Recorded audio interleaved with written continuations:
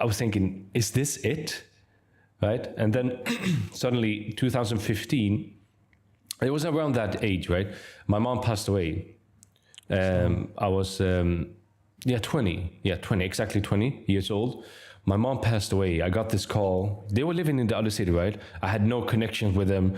Maybe a couple times a year, I had some messages from my dad. And, it's very like no connection to the family at all. Yeah.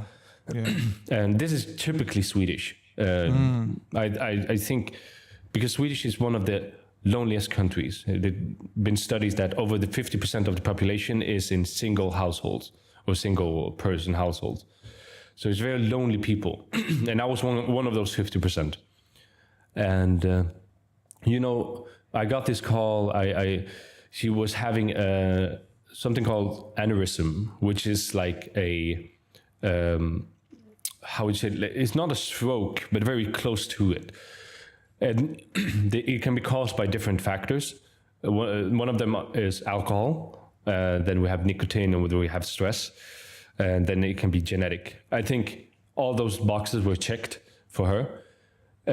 So when I got this call, it was a week we were in this hospital where she was like basically, brain dead somehow, right? Somehow.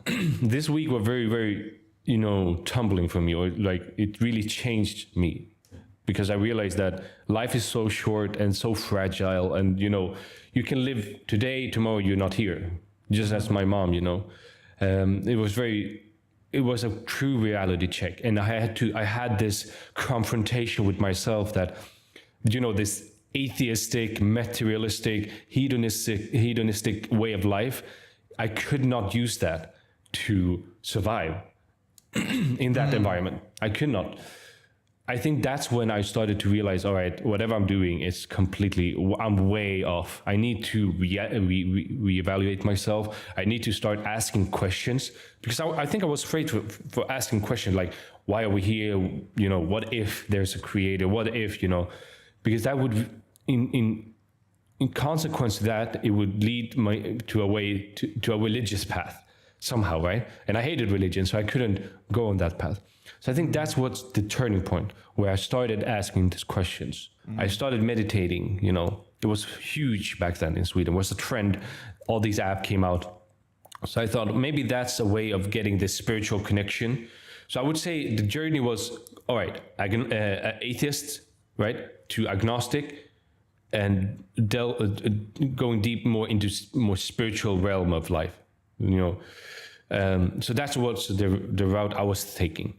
Then, subhanAllah, by coincidence, obviously by the qadr of Allah, the destiny of Allah, right? I had two jobs back then. I had one job as a personal assistant. I helped disabled people. All those people, that family, all the people that worked there were super Christian. Super Christian, I think in I don't know if you have evangelism in UK, but it's like was on that, it's like that path of Christianity they had. So very religious people. And then I had another job, as I told you in the beginning, as a music producer. This is what I did. I went to a music college. This is what I did. I was a music producer, learned all the different instruments, and then I worked together with a Muslim, actually, in music. We did a lot of hip hop music. So a lot of Muslims were in that field. Now, this guy I worked with, my colleague in this industry, suddenly when I was at the same time, like, subhanAllah, you see, it's very hard to not explain this in a way, in another way than that it was written. It was predestined that it had to be like this. I went on this path of being spiritual, right? Then suddenly this friend out of nowhere, when we were making music, imagine this guy, we went to parties together, alcohol, all the things, we don't have to go into all those things, but people know what exists in the parties, right? Yeah. To out of nowhere, when we start producing, making a hot beat, he just says to me, pause the music, I need to go and pray. I was like, what? What are you saying, bro? He said, no, I need to pray, man. I need to go pray. I'm going to start praying. So we went into the studio room where the microphone booth, right? And started praying. I was shocked, man. I was really shocked. The issue here was, Akhi, I had this image of Islam, this like portrait from the media as being extreme. Like ISIS and all these things were very, a hot topic that back then. Sure. And then I knew these Muslims I was partying with. I know the only thing I knew, okay, they don't eat pork. So whenever we're going to eat out, they order something else. But other than that, khalas, we do the same things. Now I see my friend, that one of them, starting to become religious. It's very hard for me to understand. And I think this was a way, subhanAllah, Allah guided him so I could see how the path of being, far away from Islam, far away from your creator to getting closer to your creator, how that process looked like. Because I think if I would met a really religious Muslim, it would be very hard for me to connect with that person. All I would think of was ISIS. So subhanAllah, you see the wisdom of Allah, not guiding you, but guiding you in a way so that you can accept the guidance. And another funny thing is that what you said, this is what I say to when I speak to non-Muslims, right, that have pre-perceived thoughts about Islam and all these things. Like, as you said, pray to make a sincere prayer, supplication, whatever you might call it, conversation with your creator, the one who created you, to guide you to the truth. Be sincere. And this is exactly what I did. When I mentioned the meditation sessions I had every morning, 5 minutes, 10 minutes. SubhanAllah, when I think about it today, I was so scared of talking about God, I never mentioned the word God. It was like an insult or like a curse word in my reality. So when I sat there meditating, the objective is to be some kind of, not think about anything. So I failed miserably on that. Always have these thoughts like this creative mind, like thinking about something. I need to think about something. So what I did is like, okay, let me direct this thought process. So I said, the one that sees me, the one that hears me, guide me to whatever is right. And subhanAllah, As-Sami'u Basir, that is two of the names of Allah, the all-seeing and all-hearing. And I supplicated Allah with those names. I didn't want to say God. I didn't want to say Allah. I just supplicated with those names. And I said, guide to what you find true for me or right for me.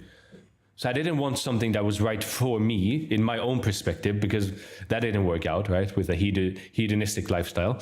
So I just thought, all right, who knows best than the one who created me, obviously, to lead me on the right path. So that was just 2 points I wanted to make, because subhanAllah, it's not that Allah will leave you by yourself, misguided, if you really want His guidance. And now this process might take a while. From that prayer to my shahada, we're talking about years. We're not talking about days. So you need to be patient, because some things need to click. As I said, with my one of my best friends, working with Muslim, starting practicing, just for me to remove all these pre-perceived thoughts, the hate I had towards Islam. It was like an onion. I had to peel all the layers, right? Now after this, obviously it opened up my eyes, opened up a conversation with him. Obviously he was not a scholar. He was just any Muslim, like another Muslim guy, just wanted to become more religious. But I talked with him, about Islam and all these things. During that time, I did not think of being Muslim. I didn't think even that Islam was true. I just saw that how it helped him. So I thought, okay, then if religion is helping people, I should look into it. So I started with Christianity. Sweden is a Christian country. I was baptized. My name is Simon, one of the disciples of Jesus. Even like all these things. So I thought, khalas, I even have this other job with all the Christian people. Let me talk to them. So I went into different discussion with them about God. I really liked Christianity back then. I really saw that, wow, it's really spiritual way of living. It's like, wow, Allah, or not Allah, but God is love. He loves you. Everyone loves you. Love, love, love, right? It's a love fest. basically. And then the issue was with this, the way of like how they speak was they're always mixing between God and Jesus, right? I didn't understand that. I because I saw, okay, Jesus obviously like was a man. Like how could God be a man? I could not understand that. And I asked them about it. I could not like any way, like how they described it. It was not satisfying. It was not like, I could not reconcile with their explanation. One trip we did, because as a personal assistant, you follow you follow your clients to when they go to vacation to different places. So we actually went to the States several times. So I was seeing a country, a Western country, Christian country with a lot of Christian people, especially in the environment I was in. Went to different churches, people speaking in tongues, passing out, Holy Spirit, all of these things. But I was not convinced. I could not see like what proof did it have? What evidence did they have other than their personal experience that, I almost had an overdose, I saw Jesus. I thought to myself, like, I don't want to have an overdose to see Jesus or do, wait for something to appear in a dream. I wanted to, because I was very factual. I did, as an atheist, like a pre-atheist, I had this, okay, everything needs to be with evidence. You cannot say something and claim something without evidence. Yeah. So that's what my thought process was. Now, in this journey, right, this trip to Florida, actually, we went on a beach. We were sitting there. I thought, all right, I actually had a way of formulating my question to them, so I could really not put them on spot, but there was no way out because I was thinking about it. I was like, I was talking to this colleague. Another side note: whenever I talked about Trinity, it always had different explanations depending on who I asked. There was not one truth, one way of describing it. It was different. Like, people said, I think it's like this. I think it's like this. So I talked with this colleague. I said, I have a question. If, I believe in God, right? He said, yeah. He really wanted me to become a Christian. And I said, and I believe in Jesus. But the thing is, if all I want is a connection with God, right? He said, yes. So to do that, I need to accept Jesus as my savior. He said, yes. So it's like, but here's the thing. Imagine you come to my house. I have Wi-Fi in my house. You're free to use it. The code is right there on the wall or something, right? The router is right there. And then you want to connect to my Wi-Fi and say, you know what? Connect to my phone. That phone is already connected to the Wi-Fi. So you can go through my phone. Right? Instead of connecting directly to the router, you just use this thing in between. And I said to him, what would you do? Would you connect to the Wi-Fi directly to get a better connection, or connect to my phone or whatever it is, just to go this extra route? He said, I would connect to the Wi-Fi. I was like, this is what I want. I want to connect to God. I don't want to connect with someone that can connect me to God, because God can hear everything, right? He can see everything. And he was baffled. He was, he was born Christian. He was 60 years old. 60 years of being Christian. He was a pastor in a huge church in Sweden with maybe thousands of members. And he could not answer this question. He said, wow, you're right. And I thought, man, I'm sitting here. I have no religion. I have nothing. I had no knowledge about Christian. I was so, as we say in Arabic, miskin, like really weak. And just by this question, this line of questioning, he was, lost of words. That's when I realized, if I'm going to go on this, I have a guy, 60 years in Christianity. I won't be able to get to his level, religious Christian. If he is uncertain of the basic understanding of God, then I know this is not true. This is something else. This is not what I'm looking for. The question always had to be was, what is or who is God? Right? I believe that there's a creator. I can come to that conclusion, but who is he? Like, we have all these different religions. Like, I need to pick the right one. I don't want to just, believe in God and that's it. So same question. I fought with these Christians. And then when at the beach, I realized, all right, this is not for me, right? It's not absolutely not for me. I cannot go from one lie, yani the hedonistic lifestyle of, you know what, and then go to another lie. I cannot accept, even if I felt like, wow, it's cool, Christianity, you can still drink, you can still have girlfriends. Like, you know, Jesus will forgive you, or somehow, you know, it was cool, but it was not true. I could not accept it. So I went to my Muslim colleague. Now he got his beard, like you, mashallah, a good beard. He was starting to, you know, these feature of a religious Muslim is starting to show. I asked him, you know, Mansour is his name. Mansour, who's God? And he said, you know what? There's a chapter called Surah Al-Ikhlas. I was like, okay, what is it about? He said, very short chapter, four verses. He says, قُلْ هُوَ اللَّهُ أَحَدٌ اللَّهُ الصَّمَدُ لَمْ يَلِدْ وَلَمْ يُولَدْ وَلَمْ يَكُنْ لَهُ كُفُوًا أَحَدٌ. I was like, nice. What does it mean? He said, قُلْ هُوَ اللَّهُ أَحَدٌ. Say that Allah is one. Allahu Samad. He is not in need of anything. Everything is in need of Him, or dependent on Him. He's independent. Lam yalid wa lam yulad. He was not begotten. He did not begot or was not begotten. Was no father, no children, no roommates, no this and that, human relations, nothing. And then وَلَمْ يَكُنْ لَهُ كُفُوًا أَحَدٌ. There's nothing that can be compared with Him, or we can have a likeness with Him. So I was like, man, this is exactly how a creator is. I believe that I cannot describe it. This was really the proof for me that, wow, this is true. This is exactly what I'm looking for. That our creator is actually one. It's not a human. He doesn't have human relations. It's not something that materialistic or incarnated in this life. Like it must be separated, right? Like, you know, when a baker bakes a cake, he doesn't have to be inside the cake for the cake to exist. He's outside of the cake. Like a bad analogy, but somehow that was how I was thinking, like separate these two things. So I was like, man, this is true.